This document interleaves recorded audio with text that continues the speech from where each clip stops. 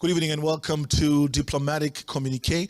My name is Ricardo Kandjii, and I'll be the one, of course, responsible for bringing you information for tonight. This is a program that focuses on the work that our missions are doing abroad, and I'm quite excited tonight to have our ambassador to Zimbabwe, Niklaas R here in studio with us. Very good evening to you, Ambassador, and thank you so much for making time out to join us. Good evening, and thank you for having me. Well, Ambassador, Namibia and Zimbabwe share a long-standing relation. Help us put this in context. Yeah, indeed, the two countries does. You know, Zimbabwe and Namibia, they maintain a very excellent relation. And this relation is from the days of the liberation struggle. So they continue with that. After independence, they continue with an excellent relation and cooperation. How do they do it? They accepted many laws. They are sharing common laws, and also they established what we call Joint Permanent Commission. It's a mechanism for promoting bilateral activities, appreciating agreements, and so forth. What makes it, I think, just for the interest of the viewers as well, what makes a Joint Permanent Commission different from if you just have a normal memorandum of understanding, for example? Because we see that the Joint Permanent Commissions are only sort of reserved for only those countries that we have very close relations with. Yes. When you go to the stage of entering into a Joint Permanent Commission, it says already that your cooperation and relation is very excellent. And now you sign an agreement, a memorandum of understanding. How do you appreciate it? How do you review it that you succeeded? So the Joint Commission look at all the agreements and the performance, how they were implemented and what is the way forward. And in the case of Zimbabwe and Namibia, we went a step further of elevating the joint commissions to binational commission to be presided over by the presidents. Yes.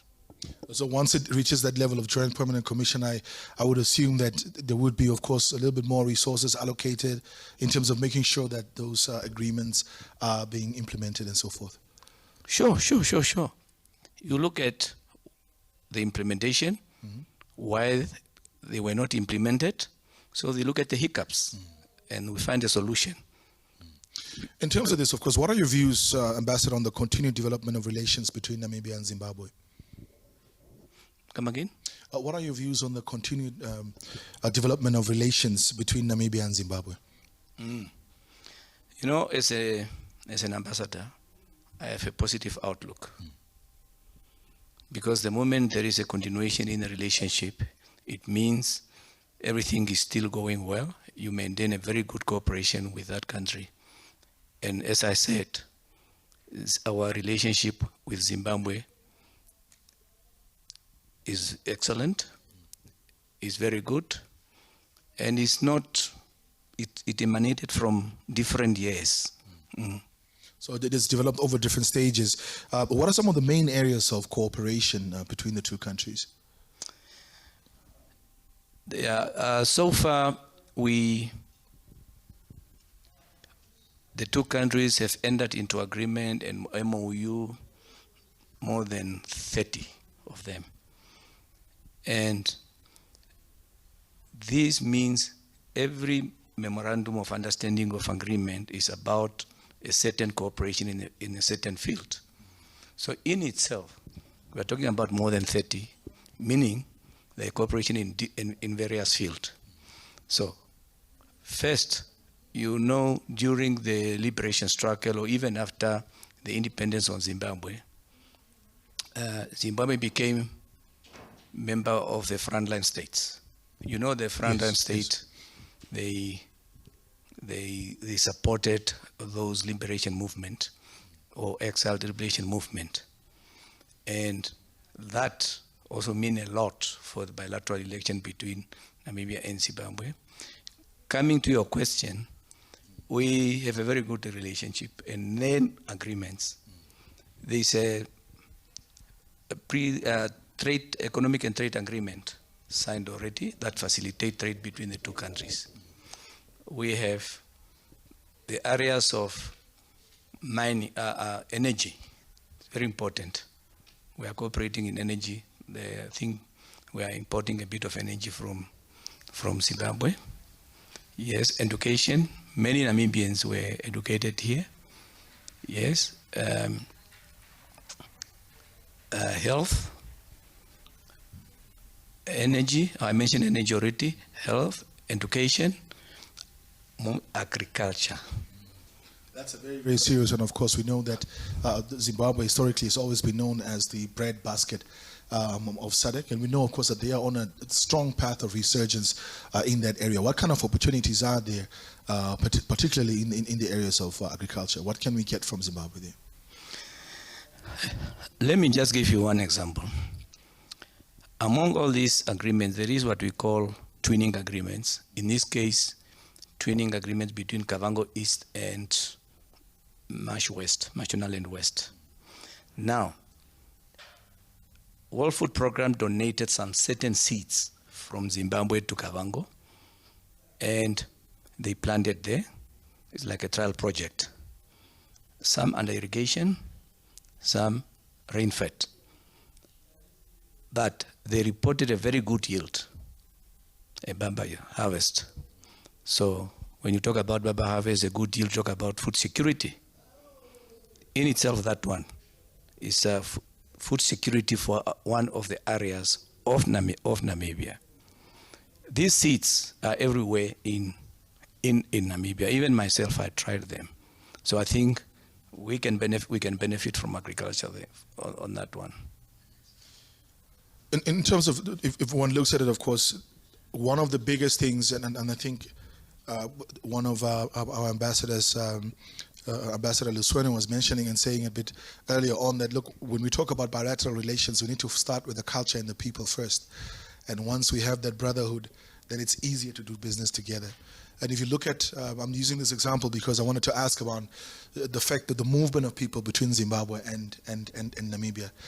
There are many, Zimbabweans that call Namibia home, and of course also equally many Namibians that also call Zimbabwe home. Just reflect on those close ties and what that says about perhaps the common values and culture between the two countries. Thank you very much. Person-to-person contact is very important.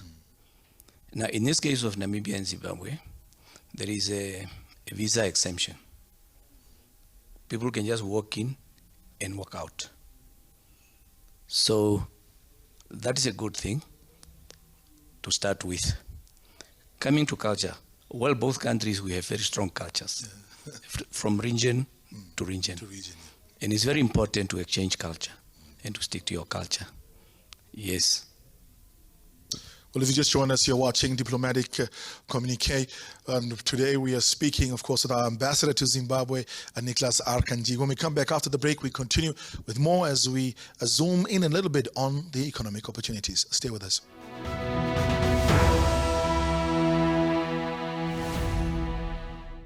Welcome back to Diplomatic Communique. Of course, tonight we are focused on one of our, favorite neighbors, Zimbabwe, and we have the ambassador to Zimbabwe, Niklaas R. Kandjii, joining us here in studio.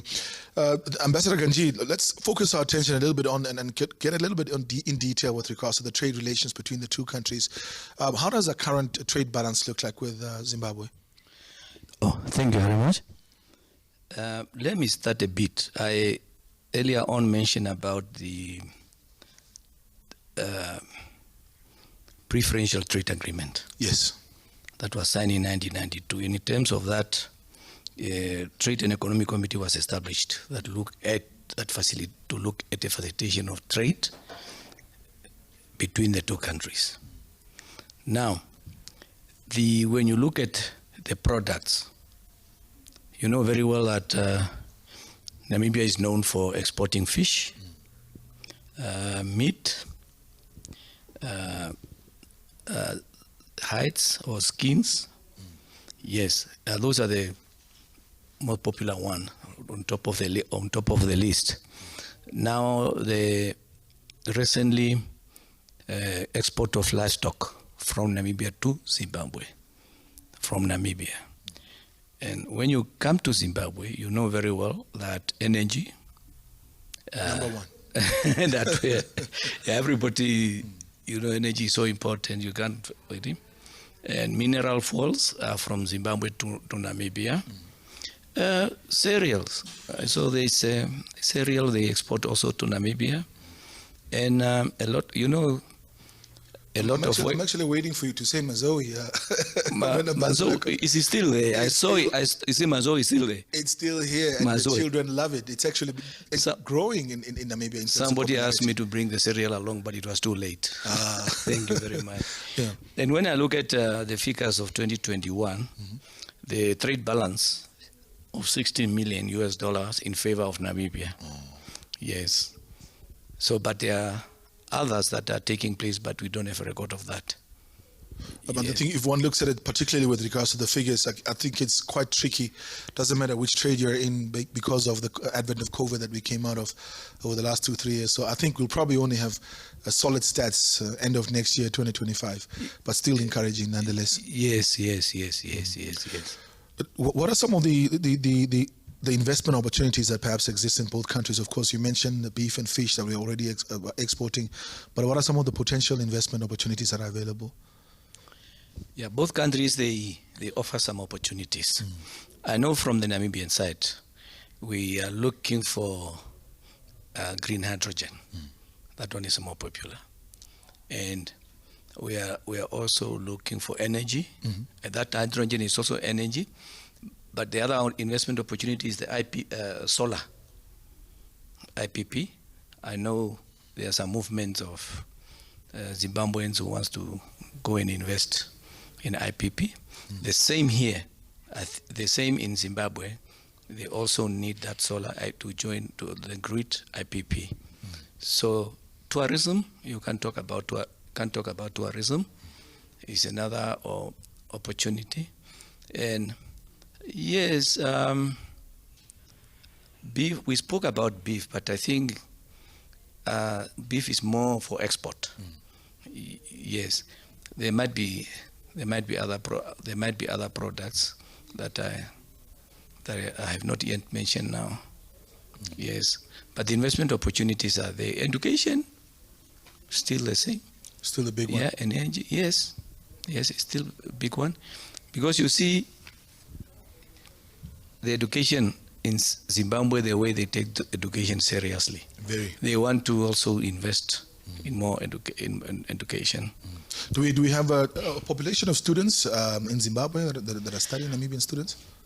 Before the COVID-19, we had a huge population of students. But I think they left Zimbabwe during the COVID. Now, we do have some. I'm only aware of some at the one Mashwingo University. We have around 10 there. So I'm sure some of them, they went back home. Yes. That's a good one in terms of the education there as well. Of course, we know there's quite a number of Zimbabwean professionals also working here. And while we're talking about education, it falls within the social ambit. We know that in terms of skills transfer, we have had Zimbabwean engineers work within the Ministry of Works, etc., doctors and so forth. Reflect on that just a little bit. Is that cooperation still ongoing? And then, of course, the reliability of those professionals that worked in different sectors here in the country? I think the agreements are still there to exchange professionals' skills. But I think now it depends on the need of that because skills transfer, if you have transferred, what are you doing in my country? Yes. And earlier on, we spoke about the opportunities, investment opportunities. I'm thinking about, we spoke about agriculture, energy, tourism, fisheries. I'm not sure whether there are some opportunity in fisheries apart from trading, because the Namibian fish is very popular in Mozambique, it's very popular here as well. So maybe there might be some other investment opportunity. In terms of infrastructure and manufacturing, we know, of course, value addition has also been a big concern for us as a country, and we want to always see how we can increase the value that you add to our raw materials. Is there cooperation in that space with Zimbabwe? Infrastructure? And manufacturing. And manufacturing. Just value addition, adding value to our raw materials, whether it's in agricultural space or whether it's agro-processing, but just basically those secondary services. Yeah, Zimbabwe is encouraging that local value addition. Recently, I think the export of lithium was a bit limited to say, no, now you add value here before you export. So I think they put a bit of a limitation on that one. Yes. Manufacturing, yes. They are also putting, they want local material to local value addition, just like in Namibia. We don't want to, I think now recently, even with the lithium, I think there is some, I saw some on the news that they have to add value to lithium. Yeah, and not just exported raw. In fact, it was the cabinet decision with regards to that, and the president recently reiterated on a public platform, and I guess that's why it got the news. But the plan was a collective, I think, government decision in as far as not just exporting as a raw material is concerned, and where they're trying to add value to that. So very, very good and commendable efforts on that end as well. I think both government, they really go for value addition because our target is to create jobs. True. How do you create job if you export your material or your raw material? Yes. Ambassador, we'll quickly go for one more break before we close off the conversation. If you just join us, you're watching Diplomatic Communique. I'm Ricardo, and of course, I'm joined by our ambassador to Zimbabwe, Ambassador Niklaas R. Kandjii. We'll be back after this short visit to the marketplace.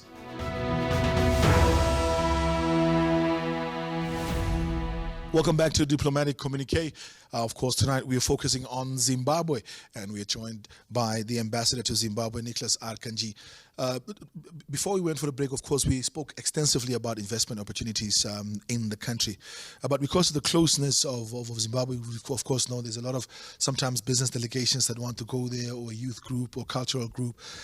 What sort of support and services does the mission provide for those sort of delegations? Oh, thank you very much. It's a very good question and very important. Before I go there, I want to go back a bit. We spoke about investment opportunities. But there is one project which I believe is very important to mention here of extension of Trans-Zambezi Railway. This is one of the longest and important projects. I think it involves 3 countries, Namibia, Botswana, and Zimbabwe. And once it is done, I'm telling you, export will increase. It will enhance it will trade enhance facilitation. Trade, yes. Now, the question of what the embassy can do, first and foremost, it depends on the delegation. Business delegation, if they let us know, no, we are coming, can you assist with hotel accommodation? Of course, on their own cost, not us. Can you assist? Or can you pick us up at the airport? Yes. Yes, that we can gladly do. Talk about, sometimes we have big delegation like Joint Commission. The first question is, what is the host going to offer? The courtesy the host is going to offer. Depending on the courtesy the host is going to offer, we will gladly also assist in whatever way they want us to assist. But obviously, at their own cost. You may find private people visiting Zimbabwe. Yes, if they tell us that they are coming, it's fine, and how we can help. Sometimes not driving them around, but it might be assistance in booking accommodation, picking them up at the airport, and then the rest of the program, they can continue. So there are so many things that we can do to Namibians when they visit Zimbabwe. And sometimes I think one of the things that we also miss is sometimes just to make the embassy aware that you are in their territory. That has been, of course, also a big concern from the side of Mirko, saying, look, when Namibians visit other countries, particularly where we have an embassy designated, they only get in touch once problems arise. Then they were saying sometimes it's just important to just, inform the embassy, look, I'm here with my family, or we are here with a delegation of students on a school tour, or whatever it might be, so that in case of emergency, you're able to assist them. Is that encouraged, or should it only be really for high-level delegations and so forth? No. The moment you leave the borders of Namibia, or you enter the borders of Zimbabwe, we are the people responsible for you, not for your cost and expenses, but because if anything happens to you, the first call will come to us. What happened to the Namibians at the border? And we need to know. So that is the best thing to do, to let us know. No, we are coming. We are going to be ABC. Don't come to us on Saturday evening once you have lost your passport. Now that you come and say, no, you want the emergency travel document. The ticket is on Sunday. Ambassador, please make a plan. I need to fly home. Yes, that happened. It's true. That one is very important. Please, Namibians, please, when you visit a country, first thing you should do, get contact details of the nearest embassy or consulate or honorary consul. Once you are in trouble, or once you need assistance, you can easily call them. And the other advice is, when you are traveling, better have your ID and a copy of your passport, but not together with your passport. Because in many cases, people lose passports and they don't have a copy of the passport, they don't have an ID. You are coming to the embassy, but you need to identify yourself. Are you really a Namibian, or we are speaking the same language? The cross-border languages can be spoken. So, and I think it seems like a mundane thing, but it's also something that I also generally struggle with. When you land in a foreign country, especially if it's your first time there, do I keep the passport on me when I'm moving around? Do I leave it in the safe at the hotel? What is the proper, I guess, the safe protocol to apply there, Ambassador, for lack of a better word? That one is very difficult for me to say, because some people feel uncomfortable without any identity. You may go where you are required identity document, and the only identity document you have internationally is your passport. Yes.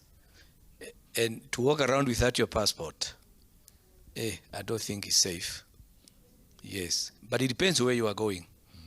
So you are going to a very busy area where you are afraid you are going to be pickpocketed.